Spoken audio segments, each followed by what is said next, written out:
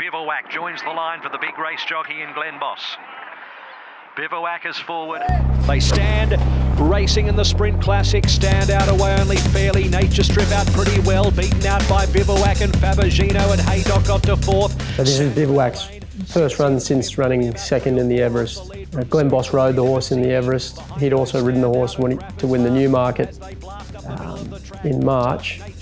So he had a good idea about exactly where he wanted to be in the race. We talked about which horse to follow. Came to Barney, and further back in the field was Sutori. Bivouac has the back of the grey mare Fabergino. He drawn in such a way that we did feel like he wouldn't be that close to Nature Strip in the run, but he was looking like one of the horses to beat. 2 lengths Haydock, Fabergino, Sutori to Barney. Then came Bivouac about to unleash from Grab. But he was just ready to run the race of his prep, really. I mean, he was ready to go in the Everest to start before and this run in the Champion Sprint. 2.5 lengths, but Bivouac is chasing hard now. It just looked like he had the race in his control a long way from home. Strip and Bivouac, who explodes. Bivouac with a powerful display. Oh, what a spectacular win.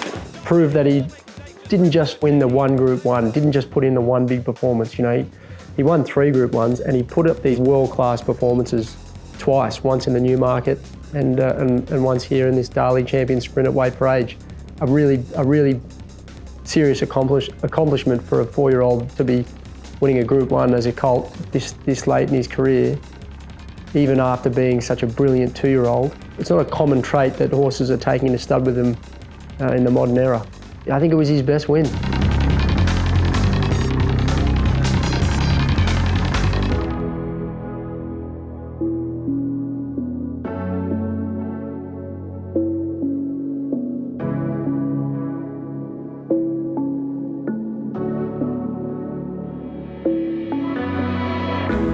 The team around Bivouac were pretty confident that he was a very good athlete. Sean Keogh jumped him out. Nassim Dilmy had done gallops on the horse. Glyn Schofield helped do some track work. You know, we had some excellent riders both at Crown Lodge and Osborne Park who'd sat on the horse and were giving very high quality feedback. You know, he didn't win his first couple of race starts. He lost to Time to Reign. He lost at Randwick as well. And it wasn't until we put the blinkers on him and ran the horse at Warwick Farm in the listed race there, the Lonhro Plate. They're coming well off the fence now. Time to Reign moves up to Sylvia's Memory, but Bivouac is chiming it well on the outside, and Bivouac takes a narrow lead now from Time to Reign. Cosmic Force is looking for a clear run, then Steel Diamond. Bivouac in front of the 100 from Steel Diamond, Cosmic Force, then Time to Reign kicking on, but Bivouac will win the first. He got up and won, he beat Cosmic Force, and he just kept going ahead since then.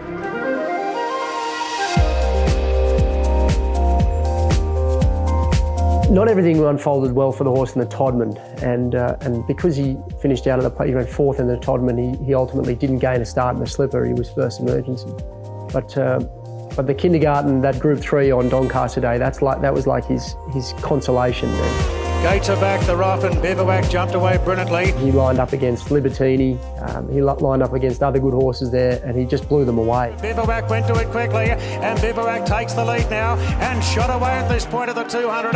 A Theory working into the clear, is 2 lengths away, he's got the job to get there. Bivouac's off and gone though. Pin the ears back, and Bivouac is well clear. He proved that he was an exceptional 2-year-old, and had the Golden Slipper been on a dry track and he gained a start, then I think he would have been pretty hard to beat. Ready, Gates are back and away. Bivouac was away quite well, not as fast as Dubious, who led them. We kicked him off in the Vane Stakes, the 1100 metre race there at Caulfield in August, and he was dynamic. Raced some horses there who were coming off good 2-year-old seasons, but you know, Bivouac just absolutely blew them away. Bivouac behind those needing some luck. Dubious niggled out heavily as they come around the turn. Star Surprises back with it. Separated the 300 metres, led Dirty Work by a length.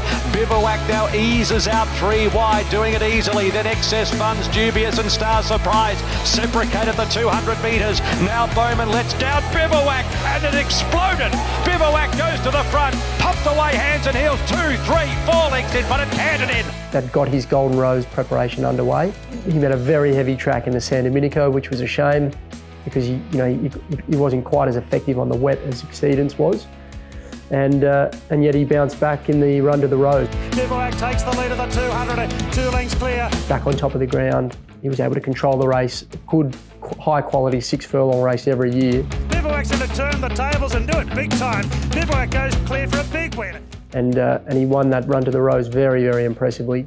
Started favourite in the Golden Rose. The Golden Rose field is ready. Gates are back and they're off, and Bivouac flew out. Proved too strong for horses like Yes, Yes, Yes, who obviously were loaded with ability, but Bivouac was too good on that day. Bivouac still on the bridle in second. Yes, Yes, Yes pulling out. A length clear from Kubrick, and Exceedance is coming off heels. It's Bivouac being joined by Yes, Yes, Yes. Yes, Yes, Yes on the outside of Bivouac, 2 further back to Exceedance. It's Yes, Yes, Yes, laying it down to Bivouac. Great finish. Yes, Yes, Yes. Bivouac comes back. Bivouac fights on, and Bivouac wins the Golden Rose. Another one for Godolphin.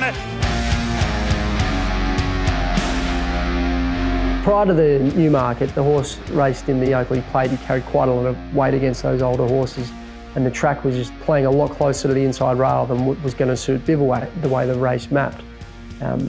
He pulled up amazing from that Oakley Plate. He trained on beautifully, and given he'd run so well on the Coolmore and had already seen the Flemington Straight, we thought he'd be quite nicely suited in the Newmarket. We found Glenn Boss to ride the horse. Glenn Boss, who's a big race rider. He's never won this race though. He was just unstoppable. Bumped into a top field of sprinters, but he was the dominant 3-year-old on the day.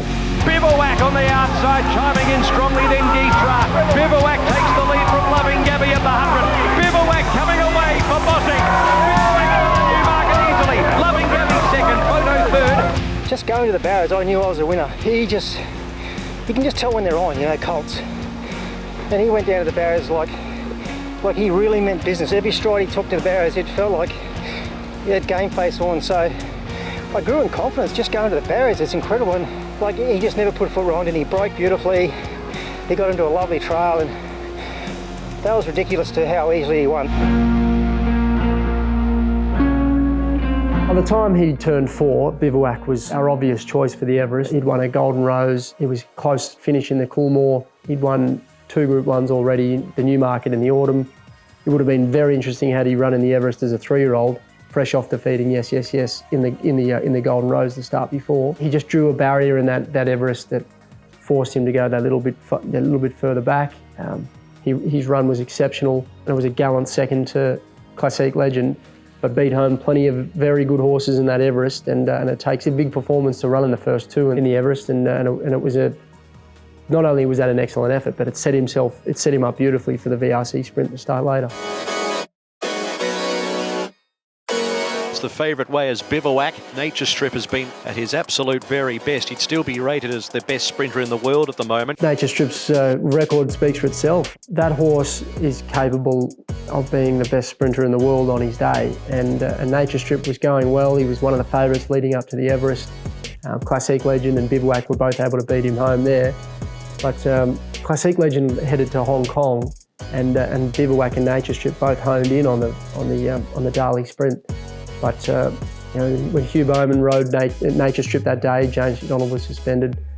Bossy was riding Bivouac. There was just no holding Bivouac. Nature Strip out pretty well, beaten out by Bivouac. He just cruised past Nature Strip and was the superior sprinter. It's just an incredibly valuable replay, looking back and having enjoyed all of Nature Strip's wins, to know that we've got a colt on the roster, beautifully bred, great specimen, whose big performance in a race was superior to Nature Strip, who's one of the best sprinters Australia's ever seen. Bivouac about to unleash from Graf, Libertini, Standout and Santa Ana Lane. Nature Strip, 300 metres to go, being nursed by McDonald, still out clear by about 2.5 lengths, but Bivouac is chasing hard now with about 150 metres to go. It's Nature Strip and Bivouac who explodes.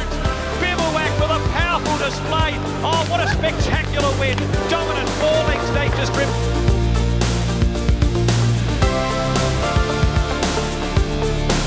We've taken some risk in keeping Bivouac in training as a 4-year-old, and I think that by putting up that performance in the Darley Champion Sprint, it showed that the horse had more to offer as a 4-year-old. He vindicated that faith that we had in him it showed that he didn't just have that one elite performance, and he wasn't just sort of he picked up a couple of Group 1s on the way through as a 3-year-old. He'd been tested again at 4, and he'd proved that he was capable of going to that elite level on more than one occasion. And I think that'll speak volumes for the horse as a prospect at stud, and proving to be capable of throwing future champions just like his sire Exceed and Excel, and the champion performances that he put up himself.